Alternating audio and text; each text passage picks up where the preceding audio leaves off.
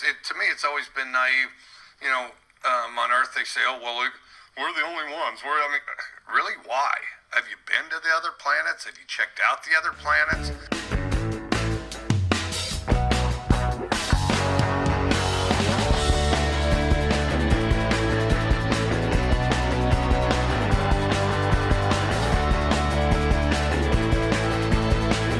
Ladies and gentlemen, welcome to the Run and Shoot podcast. So kick off your shoes and sit with us for a little while. So take a seat and take a load off your feet as well. And we're on episode 10, man. What an accomplishment, Ryan. I'm joined by my co-host, Ryan Smith. Ryan, how we doing? I'm doing good. Is this indeed episode 10? This is indeed episode 10. I am tickled pink, man. And it comes at a perfect time. You know why it comes at a perfect time? Why's that? It's the opening week of the NFL, man. Ooh, something that we thought we may never see this year. So, yeah, with all the craziness going on in 2020, we had all the COVID, we had the social injustice riots and, just wildfires, just political craziness. Now we can put that all to a side and focus on some gridiron football. Heck, we even got college football a little bit this weekend. So, it's an exciting time. So, Ryan, how was your Labor Day weekend, by the way? Man, it was good. It was good. I labored on Labor Day, but I didn't work much of the weekend. I have to say, I've enjoyed the beautiful weather. I've been getting out and getting some miles in and just enjoying that the best I can. But, I worked on Labor Day. How about you? I did too, man. I worked Saturday and Sunday, and there you go. Get that double time. We gotta get that work in. And Monday I was off. Had about 2 or 3 drafts I was in, family draft, and then, of course, the draft that we were in. And, I did okay with them, and it was spectacular. But, hey, at least I got my belly full with some good old wings and some cheese dip. Oh, is that what you did? You have a draft party? Well, my sister did. She decided to cook, and we had the family come down a little bit at her house, at her old house. She's fixing to move into her new house. Nice. And we just kind of did like a housewarming / draft party. And that's your league that we drafted the other night. Right, and then we also did our family league, too. Yeah, funny story. So I took off, and me and the little brother took off for a 6-mile run. About a half mile in, I got the notification on my watch that my fantasy draft was about to start, and I just got my schedule totally thrown off. So luckily I had my phone with me, too, in the fanny pack. I run with a fanny pack every once in a while. Hey, there's nothing wrong with that. I'm manly enough to admit that. Yeah, you're the man, man. But I would get a notification every once in a while that, hey, you have a draft pick coming up, and I was in another draft. So I was in 2 that started. Yours in another league. I'm in a King of the Hill themed league. That's awesome. And, yeah, it's a fun league. And they were 15 minutes apart as far as the start time. I feel like I still ended up pretty good in both of those drafts. I didn't miss much of a beat. The thing I noticed more than ever this year is that people spend way too much time on the draft clock. They do. In the league that you're in with me, the Cutthroat Football League, it's my money league, and I've got a couple of pansies that really want to stretch it out as far as they can. They'll sit there and use the whole timer up to take a damn individual defensive player in like the 4th round. Well, right. They beg for a minute clock, and I'd rather have a 30-second, get it done. You need to know what you're doing when you get in there. Like I said, I was running, man, and so I would literally run, wait for the notification, and I'd be like, dude, this takes forever. Especially when you get round 15 and back, because at that point, I'm getting my defensive players all set up. I've got them in my queue. All I'm doing is sitting there waiting. I think I was sitting there eating wings and cheese dip while I'm sitting there waiting. I'm like, man, it's still like 12 picks away from me. Something I noticed, so in your league, is there only just one IR spot? Are we looking at more this year? Or no? Yeah, we're going to look at more. I just hadn't got around to add more because with COVID. Yeah. I think I'm going to add probably about 4 slots. Do you think it's going to be necessary? I think that sounds. Well, you never know. We're heading into a season that's heading into uncertainty a little bit, and it's better to be prepared. And I can't remember as far as, did you add any additional bench spots or no? It seemed like I didn't really. Amount. I didn't really touch anything as far as that goes. Just got to add the IR when the COVID list. But it seems like the COVID list is not really an IR spot. I don't think. Yeah, there's actually a setting, so it's like you can put them on IR. And there's a setting on the leagues that at least the league that I manage, that you can put that COVID list players are eligible for IR slots. Oh, it is. Yeah, like he gets is that real the specific about it. is that the ESPN league? Yeah, I think so. Nice. But let's hop right into it, Ryan. You want to hop into the opening drive, and we're going to look at the NBA news. As of right now, we've got a game going on between Toronto and Boston right now. It's right now 106 to 104. Toronto with the lead with like less than 20 seconds to go in overtime. What a classic there. Yeah, 106, 105, 18.1 left in overtime. Ooh. 106 just tied it up there, huh? Oh, man. 106, 106 right night. now. A tight one right here. Yeah, Jaylen Brown just made a second free-throw attempt. So, yeah, he's balling out right now. What did you say? He had like almost 31 and 14 a little bit there. Right now, Jaylen Brown has 31 points in this game with 16 rebounds. That's what I like to see. Like when you see a stat like 16 rebounds in a playoff game, and Jason Tatum, he has 14 right now to go with 8 assists and 22 points. That's quite phenomenal. That's and grinded Jaylen numbers, Brown, man. he's shooting 4 for 13 from three-point land. So if he was hitting at a higher clip there, just imagine the scoring output he'd be putting on right now, which already having a pretty sweet game. Man, I'll tell you this, though. I thought Toronto found themselves in a deep hole, especially with a Boston team that was really putting it on them. And then it goes back to what I said last episode, that Toronto don't count them out yet. These teams got grit. You know, they got a good coach. You know, they make their way back. And they did. They made their way back, and they I think it's 2-2 right now. No, actually, the Celtics can close them out tonight. Ooh. So it's right now 3-2. Yep, 3-2. Boston leads in that series going into tonight's game. so if they can pull this off, Boston will way. advance to play Miami. Actually, in the conference finals. Ooh, let's talk about Miami for a little bit. What a show they put on against the Bucks. Man, Jimmy Buckets and the Miami Heat showed out absolutely in their pursuit of the Eastern Conference Finals. And you saw Giannis, league MVP Giannis, didn't play in that game. Like 45 minutes prior to the game, I think they made the call that because of the injuries he had, which I'm not 100% on what the full extent of the injury is, he didn't play in that deciding game of the series. The Heat won 103-94. Yeah. Close that series out. Well, it's just, I think they just physically grind out the Bucks. I mean, they wore out Giannis. We talked about it when they played in game 1 or 2 that he only had like 4 points in the fourth quarter. That's not going to get it done. Free throws were awful in the series. Yeah, they were. But I just feel like Tyler Hero really stepped up, and he made some big buckets at the end there to, you know, really give the Miami Heat another elevation. And it goes back to what I said. I think Jimmy G's found a team that's responding to his competitiveness, and this team is really dangerous going in right now. Really dangerous. Yeah, for sure. I mean, quite the upset. A 5 seed over the NBA's best regular season team in the Bucks. And I think a guy that really needs credit here, too, is head coach Eric Spoelstra. Absolutely. I mean, everybody thought that, you know, when the big three got there, it was all about LeBron, Wade, and Bosh. But, you know, and yes, Pat Riley has something to do with it, too, as great as a coach and now as a front office man And Spoelstra himself. did a good job there, and I think he learned a lot during that time, Absolutely. too, and has really just turned himself into a hell of a coach right now. Yeah, I mean, he's doing a good job absolutely. with that Miami team. I mean, he's won a couple of titles. He's got that confidence. He's been in the playoffs so many times. I mean, even though he's had greatness on his teams, but he's now got a team in front of him that's pretty much his team. Absolutely. And the first time that Miami's been in the East Finals since 2014. So we could see a new chapter in the Heat, you know, really turning over as this new team. And they're a dangerous team. So whoever goes, whether it's Boston or Toronto, they're going to be in for one hell of a fight. Oh, for sure. And listen to this, too. For the Miami Heat, this is also their 7th trip to the conference finals since 2005.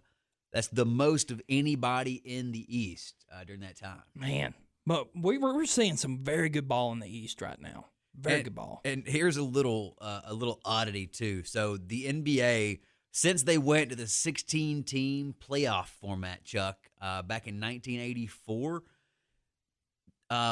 this is only the 6th time in those 37 seasons that the number 1 seed did not make the East Finals. Wow. I mean, it's just it goes back to what I said. This bubble thing is really just making things so unpredictable, man. And it's crazy. I just think this is probably, even though the TV ratings are not really showing it, but I love what I'm seeing as far as this playoff basketball goes, man. It's fun. It's entertaining. We're seeing something different. We're not seeing home court advantages being played in. Yeah, I mean, for sure. You're just seeing it's a wide open playing field. Yeah, I love it. It's probably about as level of playing field as you can get. I think so, too. And before we move on from that Miami-Milwaukee series, you want to hear one more fun fact here? I found this online. So Come on with it. Come on with it. So the last time that Milwaukee played without Giannis on the floor at all during the game, April 28th, 2013. So that was about 2 months before they took him with the number 15 pick in that year's draft. Well, their season ended that day as well with a loss to Miami. Destiny. Just a weird coincidence, huh? You gotta love sports like that, like the oddities, the coincidences that happen. I mean, it's crazy. Crazy.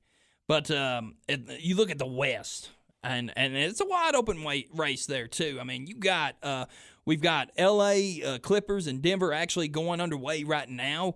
Clips up 7-1 over Denver. And don't count out Denver just yet, even though they're down 2-1. That's right, 7-3 actually now. And 106 Boston over Toronto right now with 4:25 left in the second overtime of that game. So we'll update you as those games finish, although by the time you hear this, you're going to know the outcome regardless. Right. I mean, as we go along, we'll go with it. And then, of course, tomorrow night, we've got Los Angeles at Houston. And Houston's really surprised me, man. They're really playing the Lakers really hard, man. They came out and played well in that first game, but what about that block by LeBron? That was incredible. I mean, he's in his age, man, he is still on top of his game. Oh, for sure. With the technology nowadays, and when you got money like LeBron to spend on your body, and the reports of his spending say that he spends a lot of money keeping that body, in tip-top shape. Tip-top shape. That play right there, the block, I mean, that was the play of the game. Well, which block was better? The LeBron block or a Kawhi's one middle finger block? That was phenomenal, too. Was cool, the one I'm referring to is LeBron's block on Rivers there. Yeah, it was just clutch time. boom. Man, Yeah. he come out of nowhere just about. But the block by Kawhi, super clutch. And just got it with the one finger. Just and one seeing middle it in real finger. time, you're like, oh, no, look, that looked kind of dangerous for the finger. Yeah, I figured it's going to jam or it's going to break, man. It was. You think he does little, finger curls just in prepreparation for something like that? He's got I think he giant does. hands, dude. I saw a meme, there was an episode of SpongeBob SquarePants where, SpongeBob's working out his fingers and it's flexing his fingers and it's this is Kawhi's workout every day. So I believe it. Yeah, it wouldn't surprise me. It's the competitive nature of these great NBA players. They'll do these workouts that you think, is this really going to benefit a game? Well, you just saw the finger block from Kawhi. I guess so. Right, when you see guys pushing trucks up hills and stuff like that in the offseason. Absolutely. So, yeah, I mean, I don't think the West is being as much as entertaining as the East right now, but it's still fun to watch. I mean, I still think it's going to be both L.A. teams at the end of the day that's going to go in the West. Man, I don't know. Denver's playing pretty well, too. I can't count them out yet. Yeah, I mean, it's still early. We got both L.A. games tomorrow night. I'm sorry, no, L.A.'s playing tonight as well. Yeah, the Clips are playing The Clippers are playing tonight. The Lakers playing tomorrow night. And, of course, Miami, as we mentioned, they're waiting on the winner of Boston-Toronto right now. If you would have told me that Miami would be waiting on the opponent, I would have said you're crazy. In the Eastern Conference Finals. Yeah. They're in the Final Four, man. The That's first crazy. team to make the Final Four in the 2020 Orlando bubble. Oh, my gosh. And it's been a successful bubble in my eyes. I don't know about the TV ratings. I hear it's been low, but in my eyes, TV it's ratings been fun. have definitely, I think they've tried to hide the fact statistically that the ratings haven't been good. They've taken a dip, but I've been tuning in quite a bit. I'm going to be I honest. have. There's nothing deterring me politically as far as that goes. Well, I got to get my sports fix, man. You got to yeah. get your sports fix. I don't care what the And rating it's been says. exciting basketball. It's been fun. The bubbles work. No COVID players. I mean, no COVID has hit the players or anything yet, and it's been fun basketball, entertaining. So let's go outside the playoffs. Let's talk about some coaching changes and coaching happenings that have been happening over the week. One of my favorite things that's happened so far this year. What's that? Steve Nash getting Nice. hired by the Nets. He's going to Brooklyn. Where you grade that one? I mean, an A, man. He's got all the potential in the world. He was one of my favorite players of all time, so I'm a little biased as far as that goes. But Steve Nash, everybody's always touted his intelligence. He's a gamer as far as that goes. And Right. He did get a little bit of experience helping out in an advisory role with Golden State last year. Right. But he comes right in. There was a little bit of criticism because, well, how do you give him? Is his white privilege? No, I don't think No, so. it's Jason not, Kidd got a man. job straight out of play, and so did Derek Fisher a couple years ago, and you saw how those turned out. Exactly. I mean, to me, Steve Smith is one, like you said, one of Steve the Nash. Excuse me, Steve Chuck Nash. Ism number one. Chuck Ism number one. Steve Nash is one of the better players in NBA history as far as like spreading the floor, being a floor general. So if there's any player that would be a coach, it's Steve Nash. When you argue like the top 5 NBA players that have ever seen the floor the greatest, he's got to be in that conversation. I think right? he's number one. I think he can definitely. Him and you can John argue Stockton are probably the best floor generals I've ever seen on a court. Even as a kid, noticing the Jazz, yeah, it worked with Karl Malone, but John Stockton, man, he could run that floor. That's what made that team better. Same thing with Steve Nash. It made the Phoenix Suns relevant for so many years. He man. made a lot of players a whole lot better just for playing with Steve Nash. Absolutely. So I'm going to give it a solid A, B plus. That's where I'm at with it. I mean, I'm going to say he's got a good roster coming in. I mean, obviously Durant. How do you think things are going to turn out with that roster? Durant, and they got Irving, and then other than those guys who we didn't even see this year, a young squad that's pretty talented. The potential is there for it to be a good team.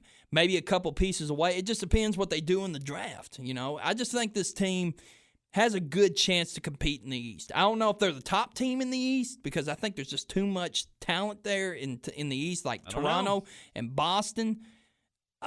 It just depends. They got DeAndre Jordan, too. I forgot to mention him. I'm sure he'll play into that puzzle as far as that goes. But I think Jared Allen is the more talented guy at that position, honestly. So he could be expendable. He could be expendable. And I think out of the one player that will benefit out of all this is Kyrie Irving. Because being under a coach that has been on the floor, not only playing at a high level, but probably the best level of any point guard or any shooting guard or guard period in the NBA in the last 15, 20 years, if ever. And you get to be, and your coach is that coach.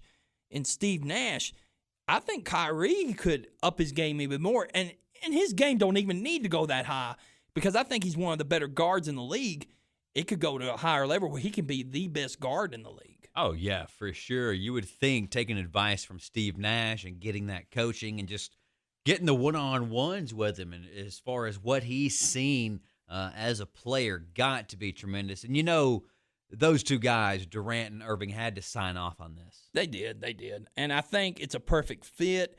It could be something that Brooklyn has been looking for since they were the New Jersey Nets back in the day when they were competing for finals championships. This is going to make me root for the Nets a little bit because I'm going to root for Nash. So the Nash fan's going to come out a little bit. Yeah, man. I for sure. I hope that he has success. I hope he does too. I mean, it's pretty cool seeing these players that, like you said, Fisher, Jason Kidd. These are players that we grew up watching, and now they're coaches. It's crazy, man. Just crazy. It's pretty crazy. Yeah, it's just letting us know that we're getting old. We're getting old. And another coach that is actually on the way out, and it's a surprising one because I think Billy Donovan of the Oklahoma City Thunder is leaving the team.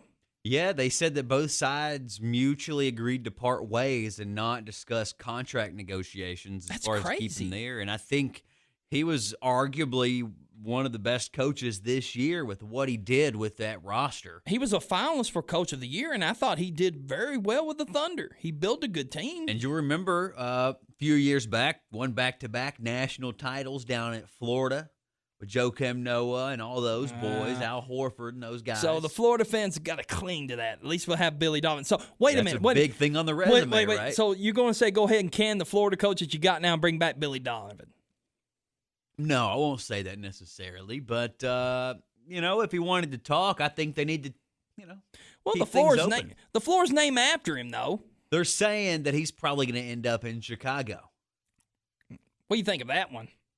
I mean, he's got some young pieces there.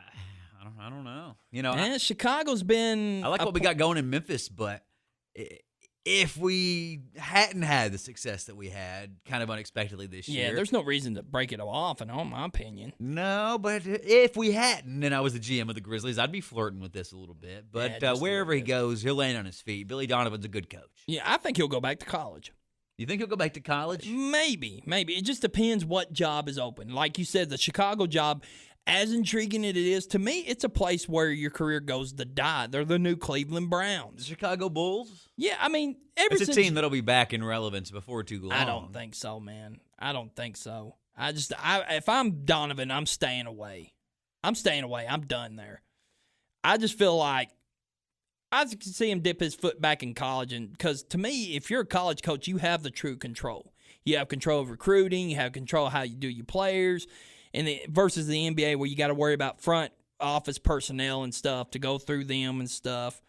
Well, maybe wherever he goes, they take that into consideration, and he gets a little bit of that front office say-so.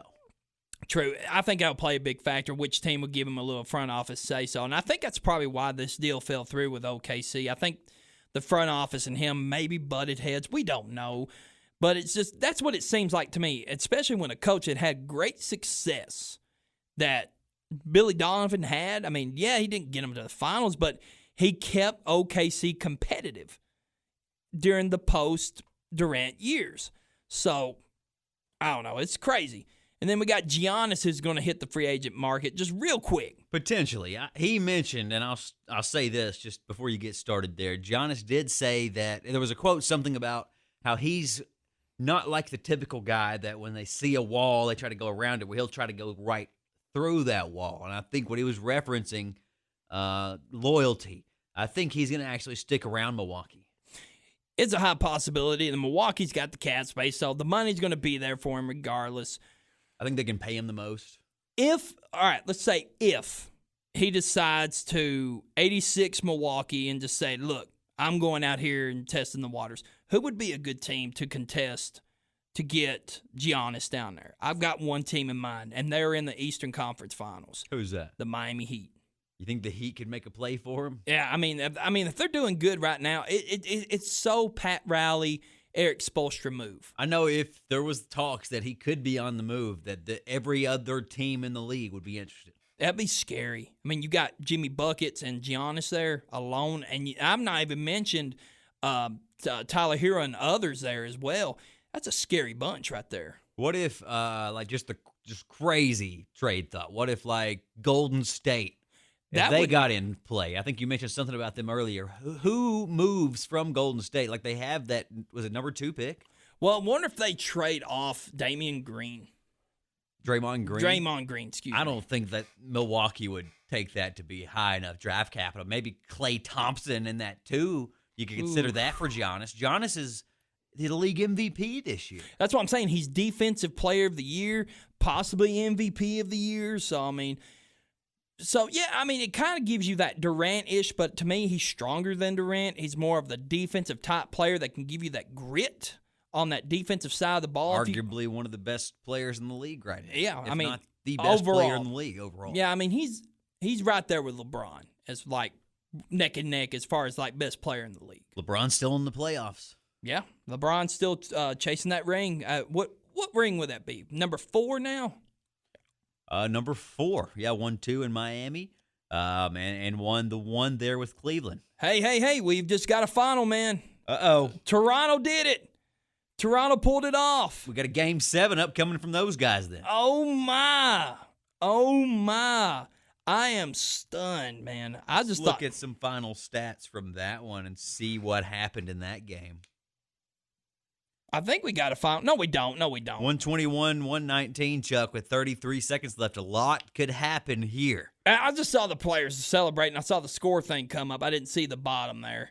Kyle Lowry with 33 points tonight so far. Vintage Lowry, man. Playing good, man. He's got 8 rebounds at the point guard position and 6 assists. Ooh, 7 assists from Van Fleet, and he's got 21 points so far. So, I mean, if you're Toronto, you're just squatting on this ball and just let them take it to the paint. You would want to give it to the best player that can take it to the stripe, man. I mean, gosh. 11.1 seconds. Oh, what a bucket. What a bucket. Wow. I think, who hit that? It's 123, 119. Goodness gracious, what a game. Wow. Just a great series. Great series. We've had so many so far. So many.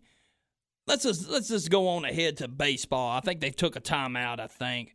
We'll go ahead and talk about baseball. You want to talk about how the Braves are leading the NL East, Chuck, 24-18 right now. Yep, we got like 2 or 3 weeks left to go in the regular season. I think they've got not a tight grip, but a good firm grip in the division. Ozzie just came back to team him back up with Acuna. Acuna is absolutely blasting balls out of the park, tearing the cover off the ball on a consistent basis. Could we say a possible NL of MVP right now? He's playing pretty damn good, Chuck. I mean, I may be speaking from a kind of biased standpoint because that's our closest region baseball team. Speaking of baseball team, did you hear about Justin Timberlake pitching in to possibly get a Major League Baseball deal done up here in Nashville? Yeah, I'd written down to ask you about that too. So it's looking more and more like Nashville's going to get a baseball team. They're going to call it the Stars, it looks like. Ooh, the Nashville Stars. That sounds like the Dallas Stars in the NHL. I think it sounds a little cheesy, but whatever. Yeah. I mean, I wasn't on board with the Titans name at first when we first got mentioned what it was. Would you go up there and watch baseball? I would. Nashville? I admit, I will go ahead and make the claim. I will go watch baseball if it gets to Nashville. And I think the proposal that I've seen so far was that they want to build a baseball stadium for the Stars, right? The Nashville Stars, right next to the Titans Stadium.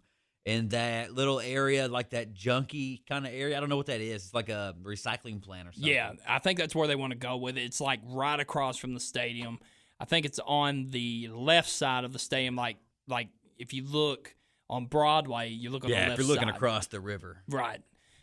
I'm down. I'm down with that. So, and it's also him and Dave Drubrowski. Okay. Dave Drubrowski. He's a baseball guy. He's done it for almost 40-something years now. I read this on one of the news outlets today that Nashville has the potential to be a very spectacular Major League baseball town. So, I mean, For sure. I mean, he said he's been with Boston. He's been with these other Major League clubs and stuff. I think the city would embrace it. If they've embraced hockey the way that they have, I think they can embrace a baseball Well, team. I mean, and there's the Sounds, I mean, they have a lot of people at those games a lot of times. Sounds game was fun. I've been to a Sounds game. Yeah, they It's just fun. had that brand new, it was first Tennessee Park. I guess it's first Horizon Park now. Right. I don't know what would happen with the Sounds, if they would also stay in the city or if they would move. I think Nashville's big enough to keep both. I think you would probably have to move out because now you have an actual Major League Baseball team. But they're not going to use that stadium. What's going to happen with that stadium? So, I mean, It's right downtown. I think you might as well.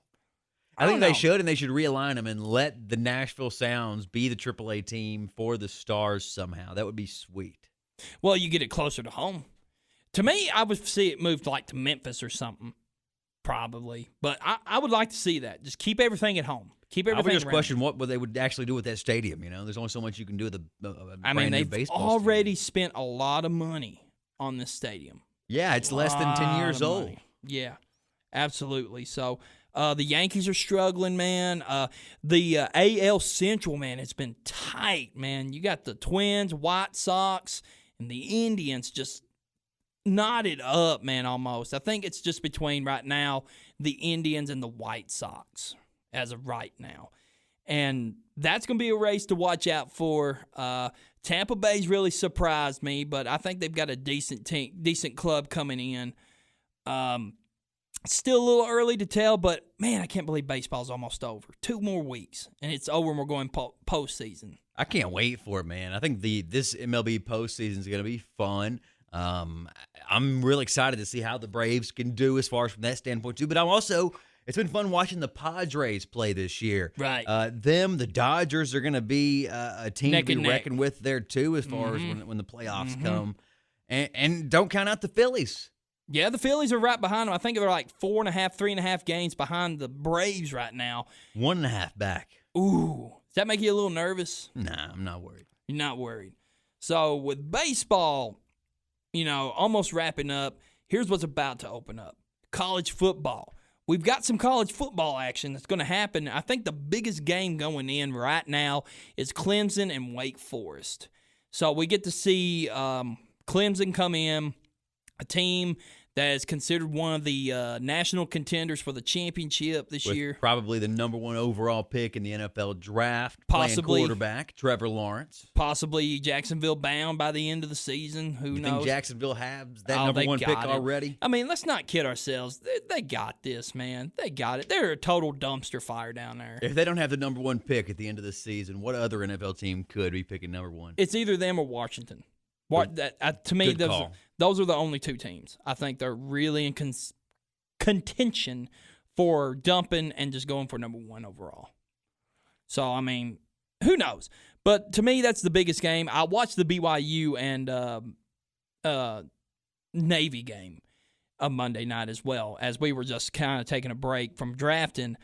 It was a blowout, 55-3, and it was unusual. No fans, no but, the play was there. It was good. I think by halftime I stopped watching because I think it was like almost 31-3. It was a total smash, man. They whooped up on them pretty good.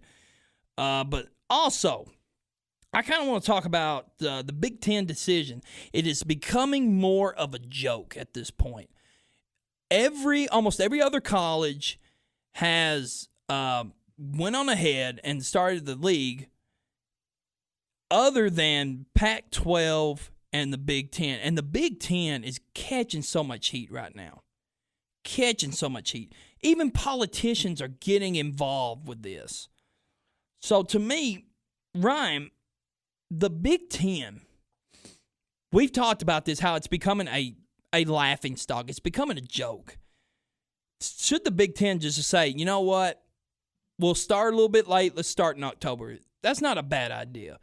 Do you think they need to scrap the whole spring thing and just start right Absolutely. If they don't start if they don't start by that point that you just mentioned, then they need to just go ahead and scrap the season. You don't start in the spring. now? I think you should forfeit your right for the national title. Oh, 100%. I mean, that's just making it harder, man. Same thing with the Pac-12, but Pac-12 ain't going to have no team competing for a national title. We know that. But I would consider the Big Ten has more contenders than the Pac-12. And to me, if it was like, say, the SEC was only doing it this fall and the rest were doing it spring, all right, then we'll focus on the spring for the national title. But it seems like it's 80-20. 80% that are playing this fall and 20% that are not playing. That 20% should be disqualified for the national title. That's my honest opinion. It may be brutal, may be cheap, but that's the way I feel. There's more people out there that want to play.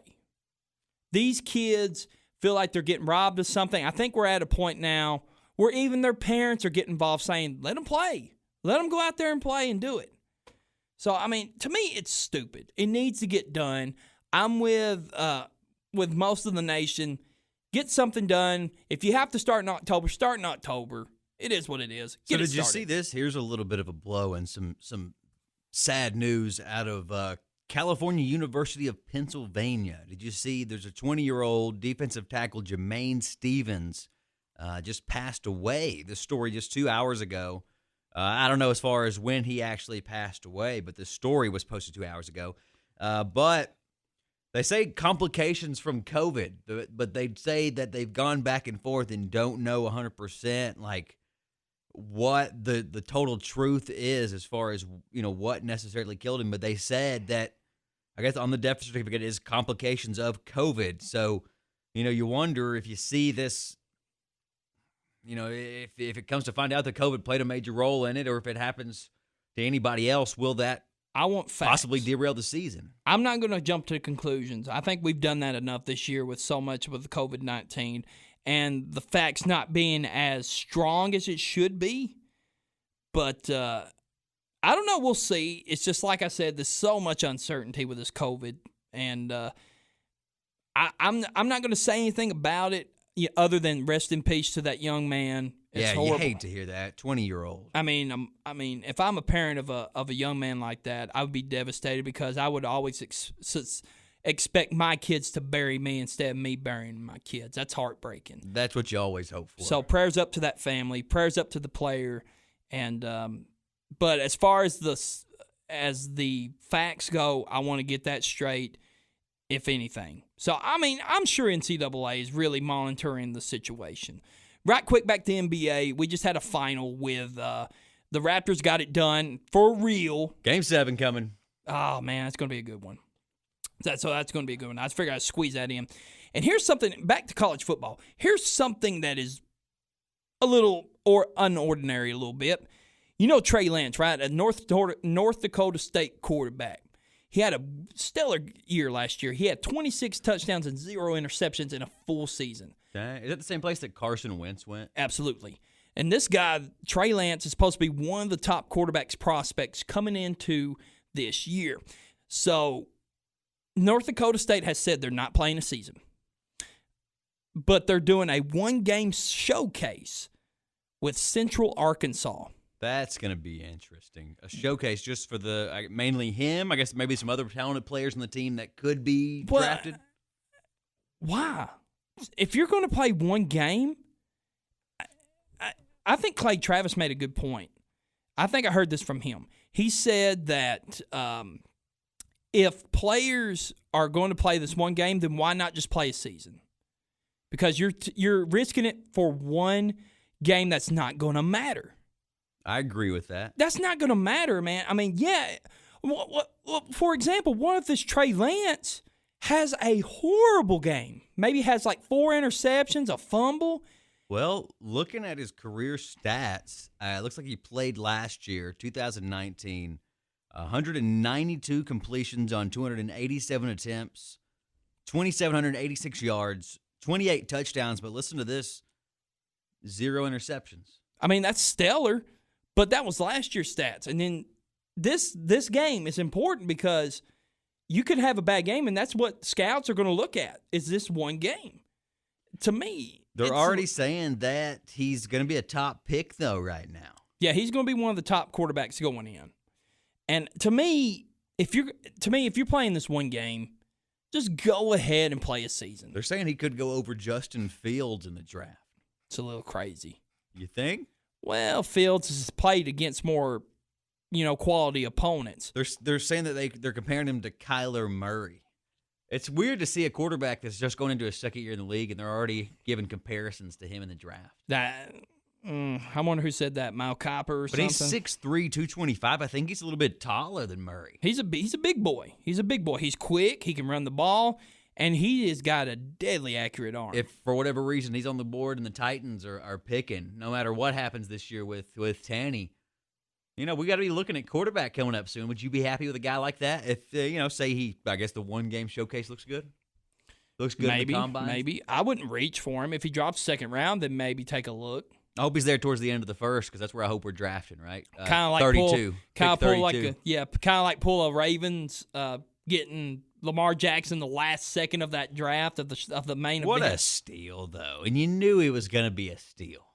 I kind of thought going in. I mean, you had everybody saying he should go ahead and be receiver, and he had that drive and grit to prove you wrong, saying I'm going to be a quarterback. I said Baker, then Lamar whenever it came to my power rankings going to that draft of quarterbacks. And I think me and you even argued a little bit about some of that. I think Lamar, me and you were a little conflicted on Lamar, but, dude, you saw the way that he just demolished teams in the ACC there at Louisville, and he didn't have much around him at Louisville.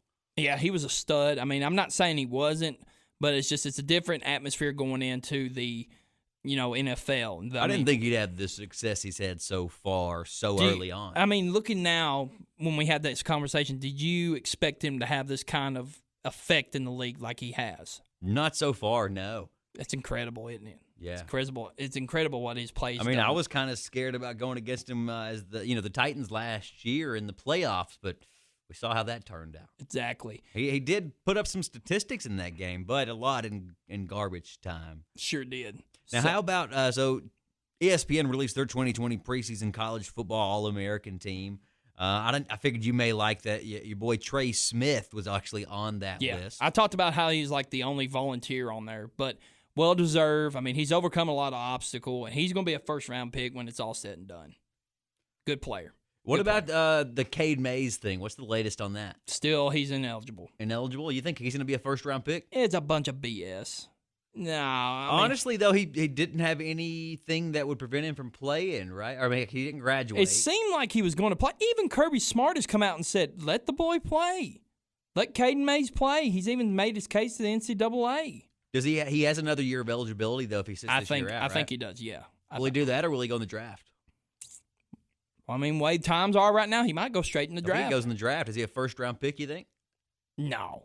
If he's sitting out an entire year, he probably wouldn't be. But I'd say he probably needs, my opinion, needs to get a full season in college to kind of get some new tape on him and see if he's improved or if he needs to get something worked on, Yeah. All right, one last little bit as far as the NCAA. Who do you think early Heisman front runners are going to be? Trevor Lawrence has got to be number one. Got to be number one. I agree with that. I mean, and here's another one that was supposed to be Jamie Newman. He opted out. He's going to the 21 draft. He's going to be a first-round pick, I would think, too. Quarterbacks are taken very high nowadays. The reason I say it, this shakes up the East a lot. Shakes up the East. So, I mean, to me, it's a tight race now between you and between Florida, Georgia, and Tennessee.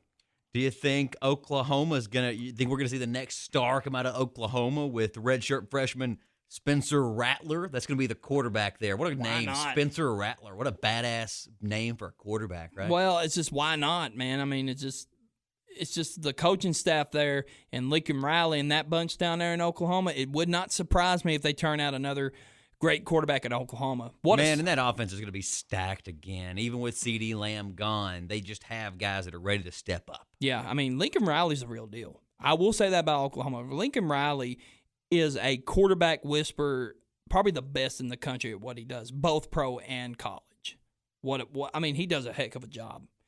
But let's go to NFL. We got a ton to talk about, especially extensions. Like, for example, Cards wide receiver DeAndre Hopkins gets a record extension. 2 years, $42.5 million, fully guaranteed. All that money's guaranteed. Hey. Making him the highest non-quarterback player in the league. And does he have representation or does he represent himself? I'm not sure. He might represent. It wouldn't surprise me. Then you got Browns extending Kareem Hunt. This one was a surpriser here. He got a 2-year, $13.25 million deal. 8.5 of it is guaranteed. So Hopkins, right, he recently parted with his agent, Todd France, and he just had like a business advisor. Other than that, he negotiated that deal all by himself, fully guaranteed. Well, he got it all fully guaranteed. That's the thing to me. Pretty sweet, right? All 42.5 of that is all guaranteed. I think you'll see more players doing that, too. Like I saw Richard Sherman a couple years ago. He did the same thing. Russell Okung, I think he represented himself in some negotiations. He did. So it's like coming in an era a little bit where the players are becoming more knowledgeable that the NFL is a business. It absolutely is, now more than ever. So, are you surprised by the Hunt extension? It kind of breathes down the neck of Chubb a little bit, puts pressure on him. Or it could just be in the fact that they just need to keep bulking up that running back. Because like you said, you can never have enough running backs in the league. No, certainly not. So Jalen Ramsey locked up a large extension for DBs. I think it's the largest one in NFL history. 5-year, $121 million. 21 mil of that is a year. He makes $21 million a year. Highest of all DBs. Incredible. That's awesome. And then also you had the Giants waive DeAndre Baker, which I thought that was coming, man. Yeah, got in some trouble. Didn't get. He's the one that didn't get the charges, or no? I think it's the one that did get the charges. Okay. Because I think the one in Seattle didn't get it. What's his Dunbar? I think is his name. Yep, you're right about that. I think Dunbar didn't get it. I think Baker. Speaking of defensive backs too, Aqib Talib retired. Oh wow! I think Belichick begged him to try to come back one more season with him. Yeah. I guess this chain snatching's over. Chain snatching days are over. Is Michael Crabtree still around? I don't know. I think I want to say that he is, but is he with Baltimore? I don't know. I've not seen him around here lately. We'll have to check. But Josh Rosen got released by the Dolphins, but was picked up by the Bucs practice squad. And I feel bad for this dude, man. I mean, I was high on this guy at one point in one of the years he was drafted. Just a bad situation. That was the Baker draft. I think he was the guy you wanted that year. That was it. Yeah, that was it. It was Josh Rosen I wanted. You wanted I said him and Darnold I don't want nothing to do with. But the other guys, take your pick almost. But it's just Josh Rosen, man. It's just he's gone into some rough situations. He was in Arizona before Cliff Kingsbury got there. And then when he got there, they drafted Kyler Murray. And then he goes to the Dolphins, gets beat out by Fritz Magic, goes in a couple of games that year. Then they draft Tua. I mean, the guy can't catch a break, or he's just probably not what I expected. Maybe he's just not that quarterback. I mean, it's early. Yeah. Crabtree, speaking of Michael Crabtree, he was actually cut by Arizona early on last year. I think he's a free agent currently. Yeah, he's probably sitting on the couch right now. But bad deal, but a good deal. At least he gets get in the shadow of Tom Brady a little bit. Maybe he can pick up something. Maybe. I kind of wanted him. I think he'd be better than Trevor Seaman. Trevor Siemian. We've already cut him too, so he's not even on the team. So who's backing him up?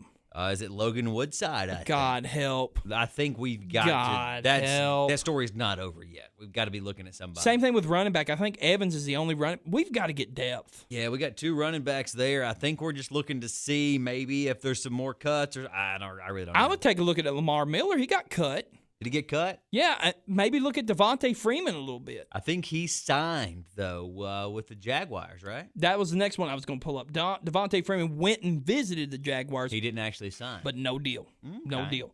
So, Saints. If the Jags aren't going to offer him a contract, though, oof. I would offer him at least to be a backup role to Henry. Because, I mean, I'm not saying I don't trust Evans, but if Henry goes down, God forbid he goes down. Don't you wish that on Henry? I know, I'm biting my tongue. Don't be saying things like that. Oh, God, Lord, forgive me. But Saints are close to a deal with Alvin Kamara. What a saga there. That was a quick saga right there. Like they said, I thought I wasn't getting a deal. Well, we're going to trade you. And it's just like, and now it's like saying, all right, we're good. We're almost done. We're getting there. What about this? So Aaron Rodgers told Pat McAfee that this is the first time in 16 years that his arm hasn't hurt at this time. So what do you expect big things out of A-Rod? If he's not got pain in his arm, yeah, but who's he going to throw to? Devontae Adams? But that's the only one. Who's he got? That's very true. I don't know much. Who's he going got? on with that roster right now. Devin Funchess was with that team, but he opted out. So they lose another body. Is that true about Funchess? He opted out? I think he opted out. I'm almost positive he did. Okay, so let's take a quick look. So, of course, Aaron Rodgers and backed up by Tim Boyle and Jordan Love. Jordan Love, obviously, the number 2 guy. Yeah, they reached for that guy. What an insult. He could be good, though. Now, Aaron Jones, I have him in a couple fantasy leagues. He's playing running back. I'm hoping he's as good as everybody's giving him credit to I have be. him in one of my leagues, too. Yeah. I think he's pretty good. But receiver that we mentioned. So you have Devontae Adams. Okay. After that, you got Quanamius St. Brown. I apologize if I'm saying that incorrectly. You have Alan Lazard, Malik Taylor, Marquise, Valdez Scantling, and that's pretty much most of the depth chart. So a bunch of guys with some very strange names behind Devontae Adams. It's kind of criminal that they've not given Aaron Rodgers more help this year. And if I'm him, I'm offended by the Jordan Love pick where that could have been a receiver. Now, there was plenty of receivers in that draft. That there was no excuse. I was with the Packers fans. Packers fans were livid. And I'm surprised by this. Mercedes Lewis going to be the starting tight end at least week 1. Is he still around? He still is. I've always liked the guy. Like, he's a big, 6'7". rugged dude. He can go up and catch. He can block. But man, I remember in the heyday in the Jags day, man, he was a big guy, very big guy. I can't believe he's still around. But same. But it's a crime against humanity that A-Rod does not have weapons around him. Crime. And I'm sure that A-Rod's looking at LaFleur saying, cram it up the cram hole, LaFleur. But, and he's probably like, oh, you going to say that? no receiver for you. No receiver for you. So we got some confirmed starting quarterback bids here. We've got Washington confirmed that Dwayne Haskins will start. Patriots have confirmed Cam Newton will start. I think that was expected at that point. Yeah, no surprise by either one of those. And he's going to be made captain as well. So must be making a big impression up there with Bill Belichick, man. If you're a Pats or a Cam Newton fan, you like to hear that. You do. You got the Fins that are going to Dolphins that's going to actually start Ryan Fitzpatrick as expected. I knew they weren't going to throw Tua out there. By week 6, I think we see Tua starting. I think we do too. Bears Trubisky, you called it. I think Mitch Trubisky is going to start. I think we see a little bit better year from him this year. I may be wrong. Well, he's got to have it. He's got to have it or he's gone. So, so we got those. We'll keep with the quarterbacks. This was a unique deal. Josh McCown got I think this is the best deal in NFL history for like average Speaking Joes. of folks that, man, surprised they're still around, huh? What's it? Josh McCown. He is. Those guys made a lot of money, the McCown brothers, backing up a whole lot of quarterbacks that don't miss a ton of time. Well, I don't know. Sometimes these guys have played a little Josh bit. McCown had his moments where he was good before. He had his moment with the Jets and the Browns. Had a few good seasons. He did. He had a few good seasons. He has a unique deal.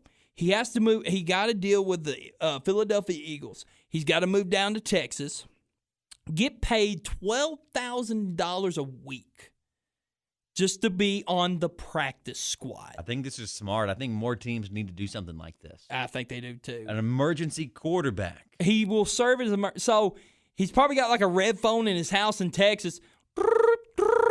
We need you. And is he staying there just because, like, is it just to keep him away from the others in case there's a COVID outbreak? I guess so. But he is the oldest quarterback on a practice squad in NFL history. 41 years old. Pretty wild. I wish I was a quarterback. I could hold a clipboard for that, for half That's that. what I'm saying. You're bullshitting around in practice, getting paid $12K a week. This year, I think we're going to see a lot of backups getting some playing time, though. Yeah, we might be. So, like you said, we could see more deals like this for veterans coming along in the way. I think it's smart. I think the Titans need to certainly be looking at one or two quarterbacks of their own. True. We also got Adrian Peterson that was released by Washington, which was a surprise to me, but was picked up by the Lions. It's another bad decision by the Washington football team. It's just another evidence that they're tanking. It's another evidence that they're tanking just with the Jags. But I think he's obviously the best running back on the Lions instantly. Well, he's paired up with the offensive coordinator that in his peak years in Minnesota that he was with.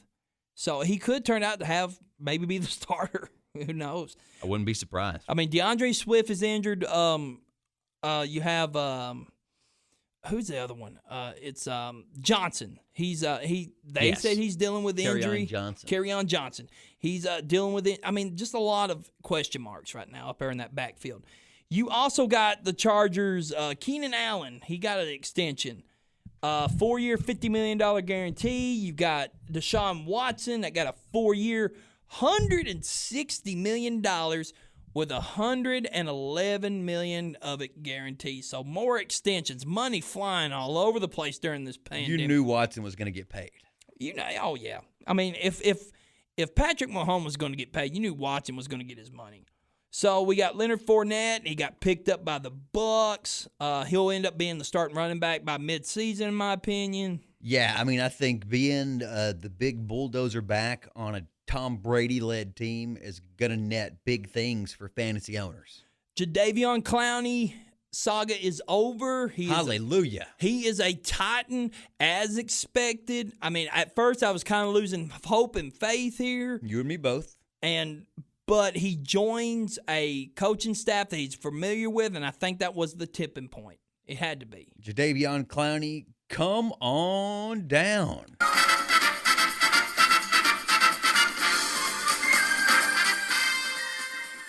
And that bolsters up. And Vic Beasley, they're saying he's come back to practice. He's doing well. He seems like he's getting back in the game shape. So that's much needed. So there's 2 pass rushers to add right there to the mix. Yeah, I saw a picture of both those guys on the field, Vic Beasley and Jadeveon Clowney. I'm getting excited to see what that defense can do. at the nick of time. At least we got a Monday night game, gives them an extra day to get ready. So we'll see. But I'm just glad we got it done because I know the Saints were nipping at the bit to try to get him. They were trying to pull off some kind of crazy legal trade or something that they found out that the league wasn't going to permit, and they're trying to do it to get the cap space to be able to pull him in there. So you commend them for their efforts. They're trying to give Breeze as much help as they can his last year as they pursue a championship down there. I think that was the Ravens that was trying to do that trade. That was trying to trade with the Saints or what? With the Titans. The Titans were going to get him, and then I think they offered a trade, and the league vetoed that. From what I understand, it was the Saints, and that's why it didn't work out. The Saints, So the it was last the second, Saints. were trying to pull off some kind of crazy trade, multi-team trade, to make the cap space to be able to give him the money that they weren't able to give him that the Titans were. Well, I didn't read the full details on it. It doesn't matter. He's a Titan. That's all that matters. So we also got the kicker, Steven Gostkowski, signed with the Titans as well. That's encouraging. That I thought we needed to sign somebody. Our kicking has not been good since Ryan Suckup was there. Solid kicker. Hopefully the hip surgery doesn't hurt us in that regard. So there'll be a contest at the kicker position, and we'll see. I would think Gostkowski will probably win out. Absolutely. Von Miller goes down with a serious ankle injury, man. You hate to see it because he's a hell of a player. Man, it just seems like he can't catch a break. The last 2 or 3 seasons, man, he's stayed on the IR. It seems like he lives there. The Broncos play the Titans week 1, so as far as for the Titans, that's a bit of good luck for them, but I don't want to see him out any extended time. Well, I said earlier before we got on the show that I would want to see the Broncos at full strength to kind of like prove to the league that the Titans are still hot, that they're still ready to roll for a Super Bowl. Man. I think this matchup's going to be a total turnaround from what we saw last year. Yeah, and one more bit of NFL news, kind of heartbreaking. Marcus Mariota placed on IR for a pectoral injury. Whoa, you say heartbreaking? Like it's not like he's really, really hurt, is he? Well, it's hurt, but they're saying he maybe can come back in. Okay. Because I kind of want to see him get a second chance. Yeah, absolutely. I want to get him to see a second chance. All right, Ryan, let's get to the bracket busters, man. We've had a good turnout with this. This seems like it's been fun so far, has it, Ryan? So far, so good. Absolutely. So we got the final 4. We've got the last 4 teams remaining. We've got the first matchup, the 06 Rose Bowl versus the 07 Fiesta Bowl. 2 of the hottest bowls probably in my era I have ever seen. The crazy... Oh, man, I don't know, man. I really love that Fiesta Bowl, man. That was so much fun to watch, but at the same time, if I'm a true college football fan, I have to acknowledge that the Rose Bowl is probably the greatest national championship probably ever played. Vince Young getting it done against Leinert, Reggie Bush, Lindell White, and just that powerful USC team out there in that Rose Bowl. And then that Fiesta Bowl that you referred to there, obviously that Tostitos Bowl. Adrian Peterson and the Oklahoma Sooners going down to Boise State and all those gadget plays. Both, great college games. Oh, man. But it has to be the Rose Bowl for me. It's got to be the Rose Bowl.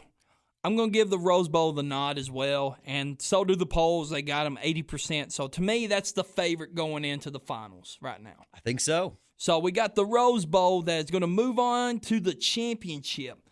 Also, we got the second matchup. Coming out of the other bracket, what do you got there? Super Bowl 42 versus the Music City Miracle. The Music City Miracle going to be a tough one to beat. It probably is. Especially with the local fans. I think as fun and entertaining as Super Bowl 42 was, Eli's luckiest moment of his life, throwing up a heave to David Tyree that nobody has ever heard of again. I'm going to have to go Music City Miracle. See, I would say it's very tough to say when you're talking about the most memorable football games of all time. Obviously, locally, the Music City Miracle is going to be that answer. But if you look at the overall, man, Super Bowl 42 and just the way that whole thing transpired, I was hammered drunk when I watched that game. And, man, I'm going to be honest, it blew my mind. I would have to give Super Bowl 42 the nod there. So, what did the polls say? The poll said this, 75% to 25%, Music City Miracle won it. Wow. All right. So I think we had more local fans tuned into that poll as well. But I think they're two great games. But I got to stick with my guns. Music City Miracle. I agree. So the Music City Miracle in the finals against the Rose Bowl. Oh man, that's gonna be tough. I've really got to do my homework on this. I got to really do my homework on this. Tough matchup. Tough matchup. So tune in next week for the finals, and it's going to be crazy. I'll pull up the poll, and we'll go from there, and we'll get that started. All right, Ryan, let's jump right into week 1, the main event, the thing we've been waiting on the most. Little NFL football action. Finally, tomorrow night will be, well, depending when this episode gets put out, it'll probably be that night or the next night. But anyways, Thursday night football, the Texans and the Chiefs kick it off. Probably going to get some offensive fireworks there between Mahomes and Watson. It's going to be fun. It's going to be at Arrowhead Stadium. The Chiefs open up about to 9. So what do you take that? They're giving them 9. They're giving the Chiefs 9. 9-point spread, according to these notes, as far as Texans at Chiefs. And I would imagine the Chiefs favored in that one by 9. So if I'm betting my money, man, 9 points is a lot, especially for week 1. And the Texans with, Deshaun Watson, he's not got Hopkins there, but I think you can expect big things out of Brandon Cooks this year. I drafted him in a few leagues really late. Right. So if I Will can Fuller, get anything out of him, Will Fuller's going to get his time to shine down there too. Yeah, I think he goes in as wide receiver 1 right now. I think he definitely can. And then you've got David Johnson out of the backfield. So I don't know what you're going to get out of him, but you're going to hope for a good return because he was involved in that trade for Hopkins. But I think the Texans can keep it close. I'm going to say, well, you look at the Chiefs here. You got the Hilaire kid in the backfield. Of course, you got the MVP Mahomes, and of course, you still got the two biggest ones, Hill and Kelsey. Solid offensive line. To me, the Hilaire kid is going to be the key. He'll probably be the fantasy stud of the week, possibly. I'm going to go with the Chiefs here, getting the W. I'll take the 9. I think they'll win by like 10 points. Okay. And over under 54, so they're expecting fireworks in that one. Yeah, it's the highest over under of the week. I can't wait. I'm going to have to get my fantasy lineup set pretty quick. Next matchup is Packers at Vikings, and the notes here say a 2.5-point spread. My guess is the Packers are favored in that one? Yes. Okay. And an over-under of 46.5 on Packers-Vikings. I'm going to think that Aaron Rodgers comes out and shows everybody in week 1 he's here to play.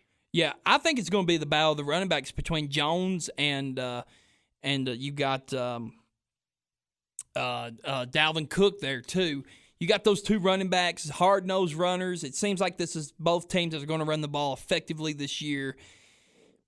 It's going to be a good game. The last few instances that the Vikings and the Packers have played, it's been fun. It's been hard-nosed, fighting defense. I think it could come down to quarterback, and I think you're right. I think A-Rod has his game to kind of like put his name on the map saying, hey, I'm still here. I'm still here balling. So he had 52 completions of 20-plus yards last season, Aaron Rodgers. And now saying that his arm feels healthy for the first time in 6 years, I think we're going to see some deep bombs out there in Green Bay. What's your prediction on that one? I think Green Bay wins it by double digits. All right, so they beat the spread. So, and the over and under is 46.5. Solid? Solid. I think you're going to see some offense in this game. Definitely, I think you can bet the over. As you hear a lot of degenerates say, never bet the under, especially week 1. You want to see some firepower, man. Well, yeah, that's a good enough. And here's another one. The Bears at the Lions. And the Lions open up as 3-point favorites. What do you think of that one? So the Lions open up as 3-point favorites over the Bears. We're going to see what Trubisky has right off the bat against Patricia's Detroit defense. I think the Bears can get this thing done. The Bears defense coming in there, they've got all their guys healthy. I think the Bears have what it takes to beat the Lions. But, the Lions honestly have some good players on offense. As far as if Stafford's healthy, he's got some weapons. Yeah, he's got Holkerson at tight end, T.J. Holkerson. You got Galladay on the outside, and you got Marvin Jones Jr. out there. You think as we'll well. see much Adrian Peterson in this matchup? Negative. I think we'll maybe see him sporadic a little bit. I don't think he's a guy that's going to take very long to learn that playbook. It's Johnson's supposed to be the starting running back according to the depth chart. Yeah. So is it Kieran? Carry on. Kerryon Johnson. So the over and under of that is 43.5. Fair. I think you can go under on that one. Yeah, I think it'll be a defensive fight. I mean, I think the Bears keep it very respectable. I think that defense is the key. I think the Bears win it. Ooh, and the next one, I think we could call this our toilet bowl game of the week.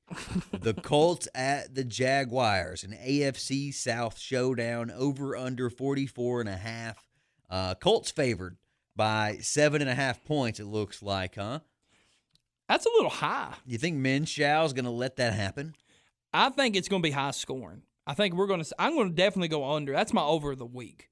I think we're going to see. So you're going under or over 44.5? I'm going over.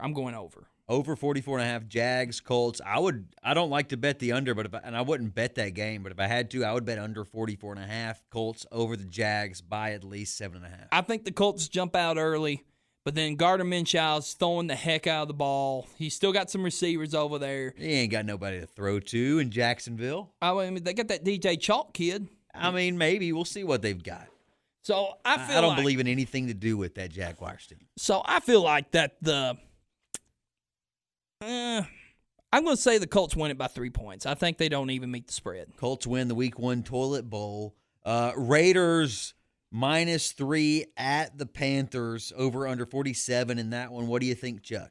Fireworks. We could see some potential fireworks. I mean, you got the Oakland Raiders offense with the new additions of Ruggs. You got Waller at tight end. You got, yes, you'll be without Tyrell Williams. He's out for the year with a pectoral tear. But second year of Josh Jacobs in the backfield there. And then with the Panthers, Teddy Two Gloves, his first game as the starting quarterback of the Panthers. And McCaffrey, the guy who went number 1, and you would think 99.9% fantasy football drafts here recently. Right. We're going to see what he can do to add to what he did last year in a phenomenal season. It's going to, it could be the battle of the running backs. You got Jacobs and McCaffrey going at it. So, I mean, I would take McCaffrey in that matchup 100% of the time. Oh, yeah, absolutely. Surprised that they're giving 3 points to the Raiders.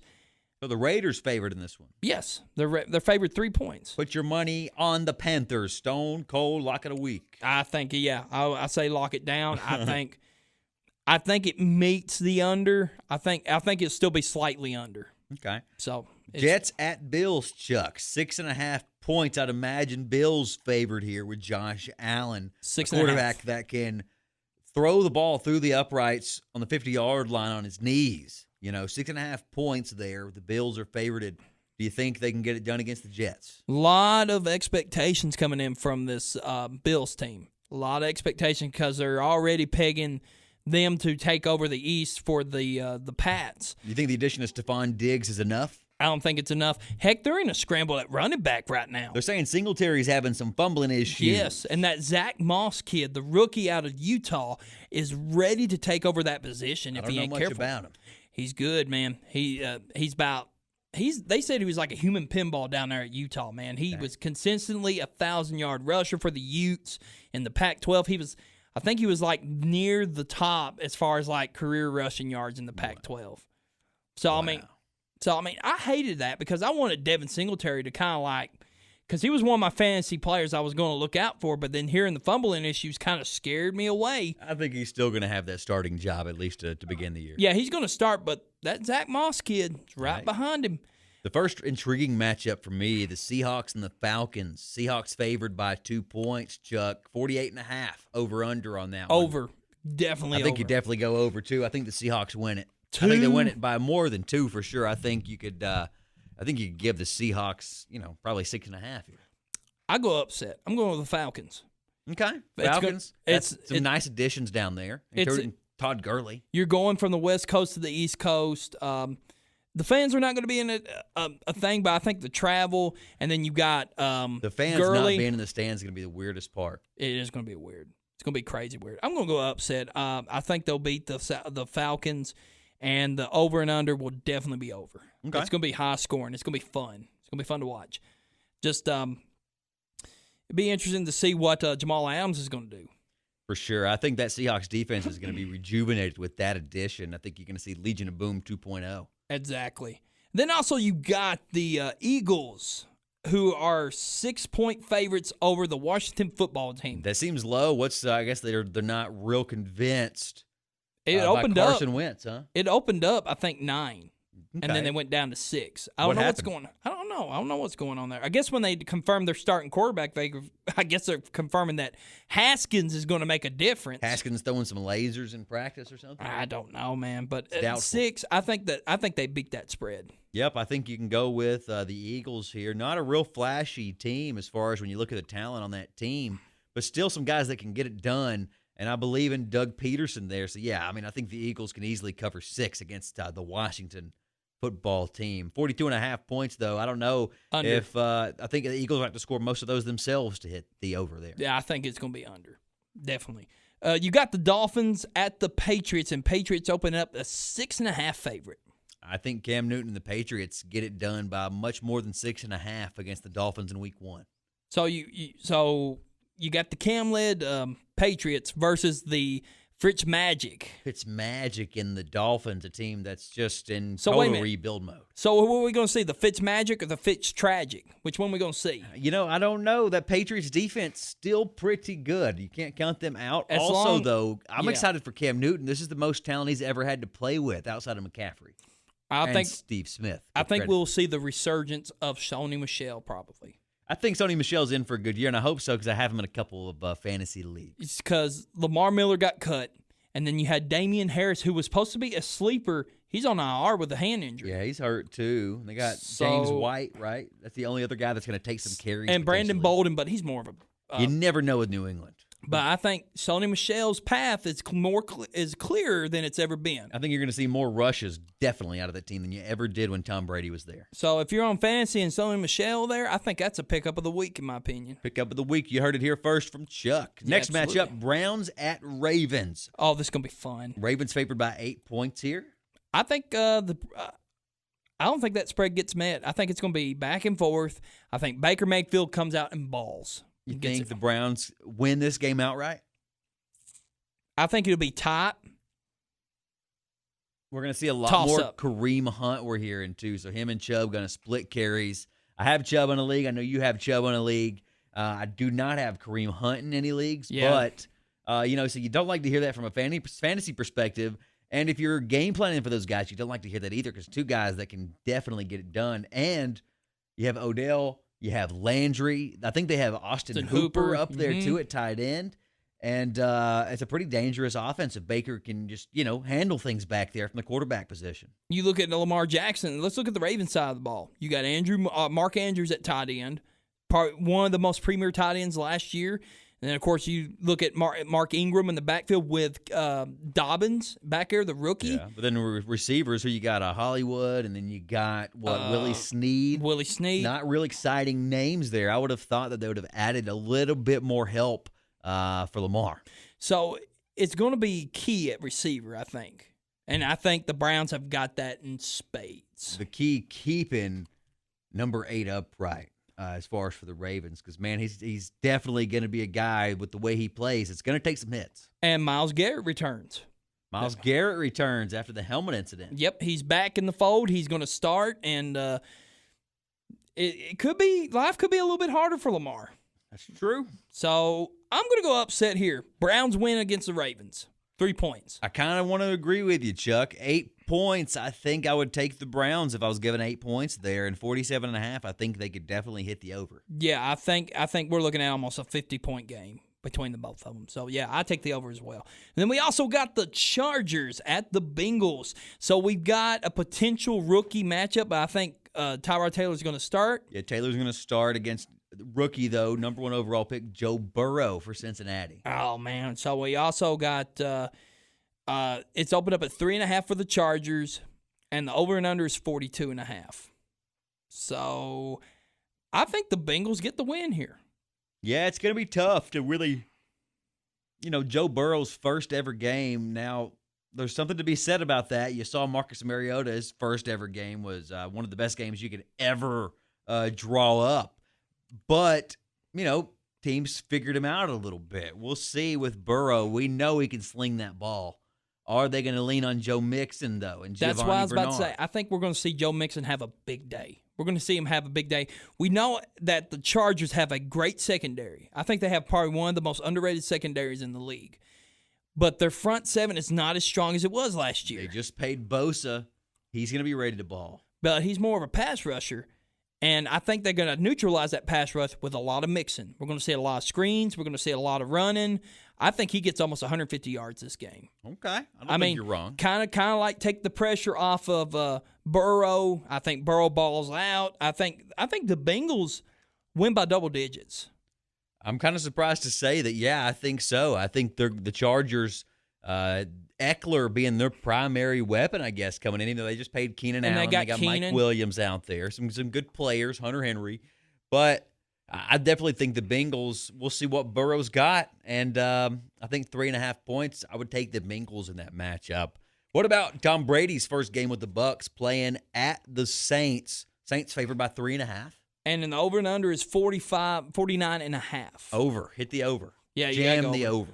I figured this would be a main event, like a Monday nighter or Sunday nighter game, but I'll be tuning in definitely. It's going to be weird seeing Tom Brady in another uniform. Squaring off against Drew Brees. Oh, man. Two of the greatest quarterbacks we've ever seen play. It could be the first of many matchups we could see this year. I mean, you got another one later this year, possibly in the playoffs. So, I mean, it's going to be interesting. This is going to be a first division that Tom Brady's going to come in.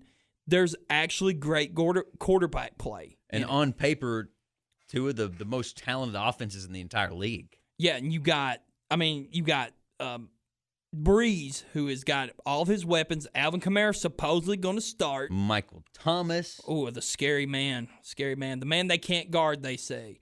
And then you also got Emmanuel Sanders, too, an underrated receiver right there. For sure. In fantasy leagues, I think he's an underrated guy going in. Yeah, I think I got him in your league. He's a good player. Good He's pick. a good player. Good pickup right there. And I think the Bucs, though, can handle this, man. What do you think? I think this is going to be a really high-powered offense for the Bucs. It's going to be kind of unpredictable, especially the addition of Fournette is surprising. Here's the thing, though. Mike Evans might not play. Yeah, I saw he's got a soft tissue injury. The same hamstring that put him on IR last year.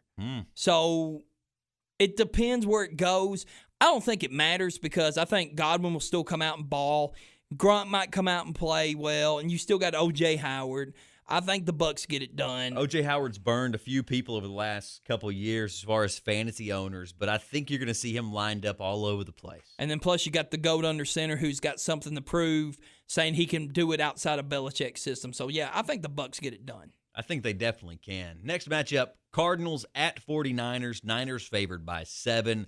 I would think this would be my upset of the week. I think the 49ers still riding high off their Super Bowl trip. Now, the over-under set at 47. I think you jam the over on this one, too. But the Cardinals' offense, if they're anywhere near as exciting as people are making them out to be in the preseason, I think that they can handle this one.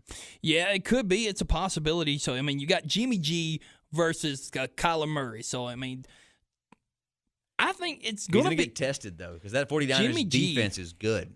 Yeah. So, I mean, we're going to see probably one of the most high-powered offenses, in my opinion, that's going to happen this season. I mean, obviously, you got... you talking about the Cardinals? I'm talking about the Cardinals, yeah. Oh, you think one of the most high-powered offenses this year? I mean, Cliff Kingsbury is all about fast. He's got a quarterback that likes to go fast. So, I mean... You got DeAndre Hopkins, you got Christian Kirk, you've got also Larry Fritz. Larry Fritz. If you're an Arizona fan, you've got to be excited. So, I mean, this is probably the deepest receiving core that they've had since Anquan Bolden was there with Larry Fritz. I don't know. I'm starting to change my course on it. I don't know. 7 points. I'll go ahead. I would bet 7. Cardinals over the Niners, although I still think the Niners finish ahead of the Cardinals at the end of the year. Yeah, this is just week one, and we always see surprises. Kenyon Drake, I forgot about him for the Cardinals. Can't forget about him. I think he has a big week. I mean, he can catch out of the backfield. He can run it out of the backfield. Very good running And back. they're going to need a lot out of him to help out Kyler Murray. Absolutely. And, of course, the 49ers will be leaning on that defense. Jimmy G's going to be leaning on Mozart. And the backfield, possibly some Telvin Coleman as well. A little bit of George Kittle. Yeah, Kittle. I mean, of course, Kittle, you know what he's going to bring to the table. A made man. I think it's going to be a low-scoring game. I'm going to take the under. Okay, go the under. Cardinals, 49ers. Next matchup, Cowboys favored by 3 over the Rams. Over-under set at 51. I think he definitely hit the over there. You gotta hit Cowboys the offense looking like a high-powered, well-oiled machine coming into week one. We'll see how they actually perform on the field. But you know the Rams going to throw the hell out of the football. I think the Cowboys win this one. I think they win this one by double digits. It's a possibility. It just depends. You know, who fantasy purposes, you don't know who to trust at receiver because as far as like producing at a wide receiver one level, you know, Cooper's got that ability, but then you also got Gallup who's made his way onto the scene. And we're going to see what C.D. Lamb does Yes. early on to contribute. And you think by the end of the year, he's going to be a heavy hitter. And then you got Zeke in the backfield who's going to do what he does best. And you look Now, on I'm the not other worried side about of the that. ball, though, too, with the Rams. Oh, yeah. The Rams have got a stellar – I mean, they just got through signing Jalen Ramsey up. I mean, they've got Gave him a big-time deal. they got Ian Johnson the third back there. He's a good John Johnson the third, who is a good safety, solid safety. I felt like that defense went down when he went down last year with an IR injury. Oh, man, I think it's just too much for the secondary for the Rams to handle. I mean, yeah, you got Jalen Ramsey, but he can't cover all three of them. That's true. So you picking the Cowboys? I'm going to pick the Cowboys. We're in agreement there. Next matchup, Steelers favored by 5.5 points over the Giants. And I think, with Big Ben coming back, the Steelers are going to rebound a bit. I drafted Juju in a lot of leagues, Juju Smith-Schuster, because I think he's a great talent that's going to have a lot of passes thrown his way this year. Right. We'll see what he does with them, but they're favored by 5.5 over the Giants. I think that's fair. But I wouldn't be surprised if the Giants came out here and did take it. Well, I mean, as long as Saquon Barkley stays in that backfield and he's a hell of a player. And you got Jones at cornerback.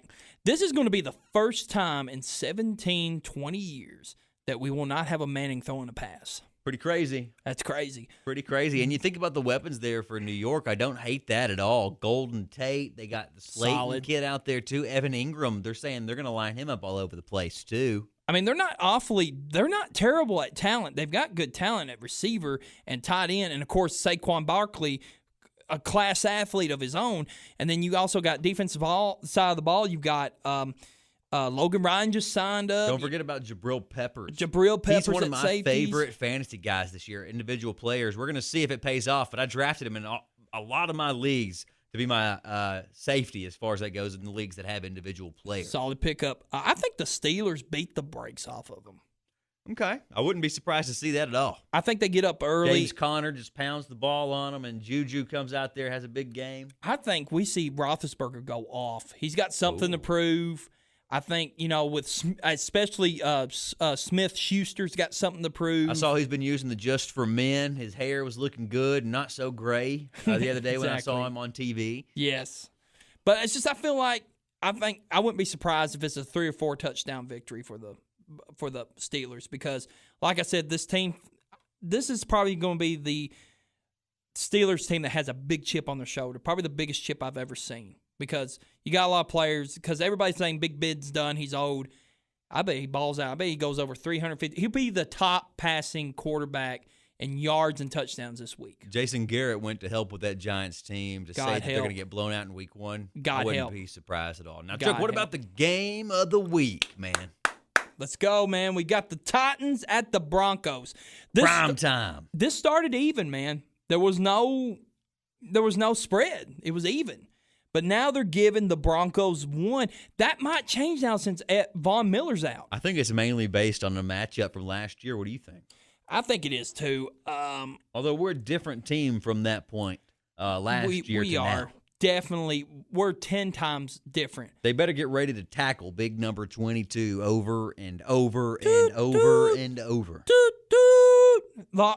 Engine number 22's got his engine warm, baby. He's going to chug for 5 yards, 10 yards until he breaks it open and pray that Earl, and I bet Earl Thomas thinking, thank God I'm not a Bronco this week. But all I know is I think it's going to be, we all know that Henry's going to be the main event to watch.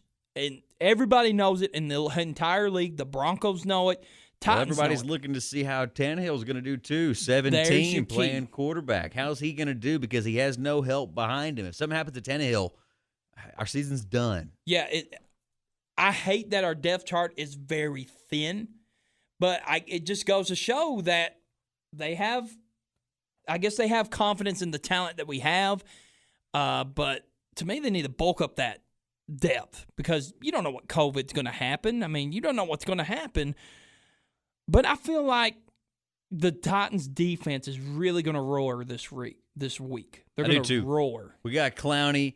You know, we've got Big Beasley showed up a little bit this week. Exactly. Big Simmons, I expect big things out of him, and Landry, and really Dory, everybody on that side of the ball. And I'm excited to see what A.J. Brown, Davis, that offense can do for us, too. I think the Titans easily going to cover as far as that goes. And I think the Titans going to get it done. 41.5 is the over. I say it's under. You think under Titans Broncos low scoring affair? Yeah, I say. I think that we're going to see a lot of running the football. Because on the other side, you have Melvin Gordon and Brandon Lindsey too. Yeah, I mean, if I'm Denver, I'm not trying to pass as much as I can and stop the clock and get that ball back in 22's hands. But see, I think that's the Titans' game plan too, though. Make Locke throw the ball as well. Yeah, but he's got weapons. He's got Sutton. He's got Judy. Noah Fant, the guy I'm mainly worried about. Yeah, he seems an to athlete. be a stud. He's an athlete. Probably a Gronkowski-like guy who can be moved all over the field. Don't forget, Jonnu Smith. We've got him, too. He's a I'm stud. excited to see about Jonnu Smith, Mr. Butt Cheek himself, see what he can do. Amen. To capitalize off of last year. He's the primary starter for the first time this year. Well, since this is our game, let's give a prediction of the score. What do you think the score is going to be? Prediction of the score, Titans-Broncos Monday night. Let's say Titans 31, Broncos 21. Okay. I think it's going to be low scoring. So hit the over. 19-13 Titans. 19 to 13. It's going to be unusual.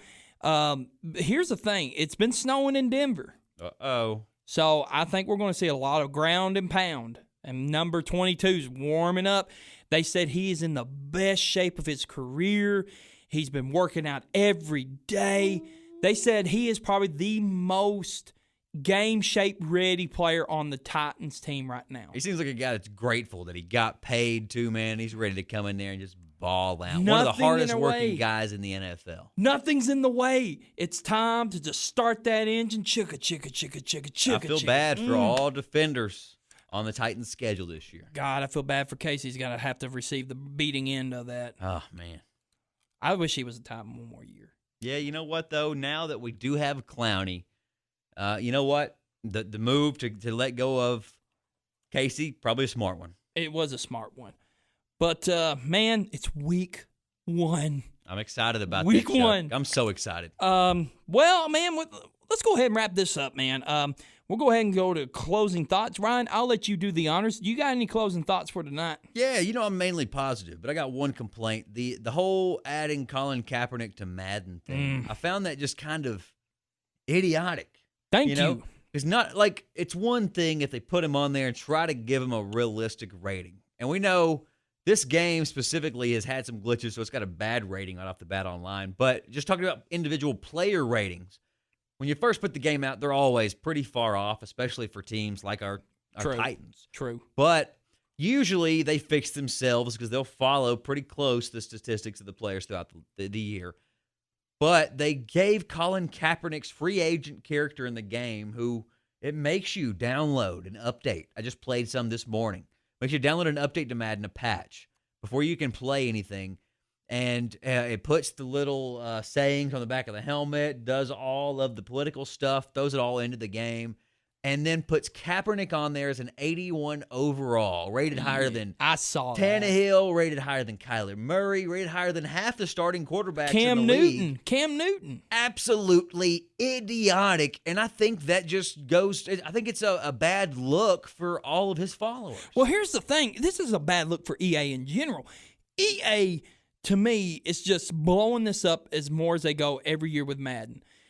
To me, 2001 to 06 was the heyday of Madden because we didn't have to worry about buying all these packages and whatnot. Just worry about playing the game. Everything was there, available to you. Because how much was it? Like $59.99 when we were kids for PS2 and it's still $60. Yeah, still Unless $60. you get the, I got it early, so I had to pay a little extra for the Ultimate Edition or whatever. Yeah, but that's what I'm saying. We didn't have to worry about no Ultimate Edition. We just bought it, had everything there. And now you go to now, I get playing online. I like playing online sometimes. I'm at brother-in-law's house and talk to some buddies and stuff. Usually I got people quitting on me at halftime, Chuck. But these DLC packages, these Ultimate Team packages is so lame. And this one right here with Kaepernick has ticked me off. I think it's dumb, man. If you're going to put Kaepernick in the game, I saw everybody online had a pretty bad reaction to it. They thought it was dumb just like we do. And I saw somebody had said, well, if they're going to have him in the game, I want to be able to draft Uncle Rico on my team, That would be awesome. Joe Flacco. Joe Flacco. Shane Falco. Shane Falco. There you go. I mean, the movie draft we had the other day, a couple podcasts ago. We might as well bring that thing in here and just throw that out. Why not? Just make the game make believe. 81 overall. He hasn't played in like 4 years. I'm going to read a tweet that Ryan Grant, I think this is the Ryan Grant that played for the Green Bay Packers. He was a running back. He's like, it seems like finding a way to prop it off something that's going on in the world. Quite the change of tune. So he put it like this. EA is taking advantage of something that's happening out in the world. The social injustice, the rioting, the Black Power, Black Lives Matter. Well, the thing is, they did it after they sold probably most of the copies. Most of the pre-orders, everything's already out. People are playing it, and then they make you download the patch that it makes you have that crap in the game. I think it's kind of dumb. It is dumb. It's not going to stop me from like playing it. I'm going to be honest, but I just think it's dumb. I don't play it anyways, but anyways, I think it's dumb. I played it a little bit at my brother's house. He didn't have the cap on there, but I played it, and it's not good quality. I didn't think it's that bad gameplay-wise. Now, like, the receivers seem to never catch the ball if a defender's anywhere within the vicinity. They got to fix some of that, but not a bad overall game. The Kaepernick thing, I thought it was dumb. I just wanted to get that off my chest a little bit. But other than that, man, you can't kill my vibe because we got football coming. We got NBA playoffs. Yes. We got MLB playoffs coming up, man. Let's go Braves. Yes. Let's go Titans. Let's go Titans, man. It's week 1. I'm excited. I can put away all the social injustices, the COVID craziness, all that aside, and just put my game face on, my fandom on, and just go into my sanctuary, and that's sports. That's right. And Chuck's back on Twitter. We're back on Twitter, man. I'm back, man. It's just like off Independence Day. Dennis Quaid's character said, "Hello, boys, I'm back." Randy Quaid. Randy Quaid, yeah. A perfect reference. Chuck, picturing you as Randy Quaid, I'm back. I think that needs to be a meme somewhere.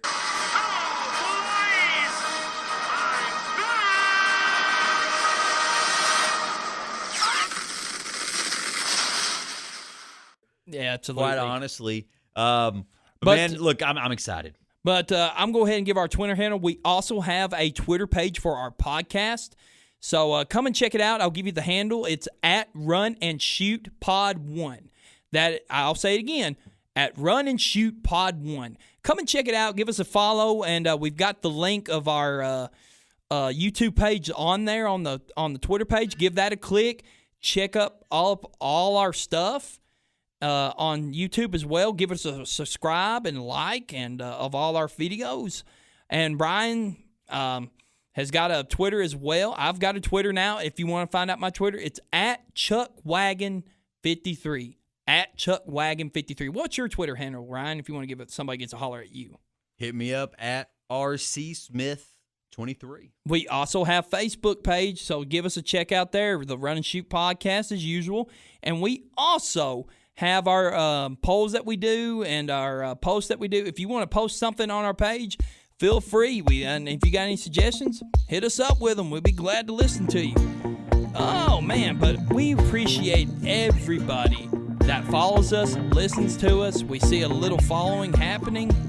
We can only go up from here, right, Ryan? That's right. All right, Sky's the limit, man. But, man, it's week 1. Texans, Chiefs, tomorrow night, Thursday night football. I'm excited.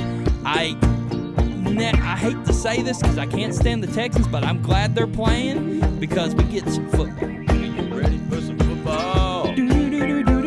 Thursday night party. All right, man. Let's go. What do you say, Ryan? Let's get out of here, man. Get on out of here, Chuck. All right, I'm Chuck. I'm Ryan. Until next week, have a good one. All right, see you guys.